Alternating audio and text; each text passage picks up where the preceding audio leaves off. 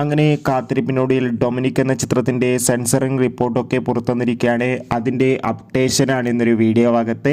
വീഡിയോയിലേക്ക് മുൻപ് video like ചെയ്യുക, ചാനൽ സബ്സ്ക്രൈബ് ചെയ്യുക. ജനുവരി മാസം ഇനി അങ്ങോട്ട് ധാരാളം ചിത്രങ്ങൾ OTT റിലീസ് ചെയ്യും. നമ്മുടെ ചാനൽ ഭാഗം പരിശോധിച്ചാൽ നിങ്ങൾക്ക് ആ വീഡിയോയൊക്കെ കാണാൻ വേണ്ടി സാധിക്കുന്നതായിരിക്കും.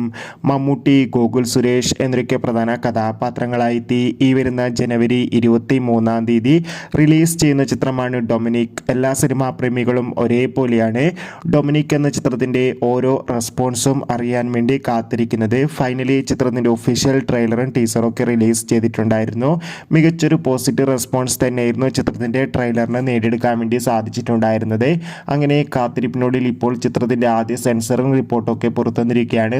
ചിത്രത്തിന് UA സർട്ടിഫിക്കറ്റാണ് ലഭിച്ചിട്ടുള്ളത്. ചിത്രം 2 മണിക്കൂറും 32 മിനിറ്റുമാണ് ഉള്ളത്. അതോടുകൂടി സെൻസറി റിപ്പോർട്ടിൽ സൂചിപ്പിക്കുന്ന ചിത്രം ഒരു മികച്ച സസ്പെൻസ് ത്രില്ലറാണെന്നും ചിത്രത്തിൽ മമ്മൂട്ടിയുടെ മികച്ച അഭിനയം തന്നെ കാണാൻ വേണ്ടി സാധിക്കുമെന്നും എന്തായാലും ചിത്രത്തിൻ്റെ റിലീസിനായി കാത്തിരിക്കാം. ചിത്രം ജനുവരി 23-ാം തീയതിയാണ് തിയേറ്ററുകളിൽ എത്തുക.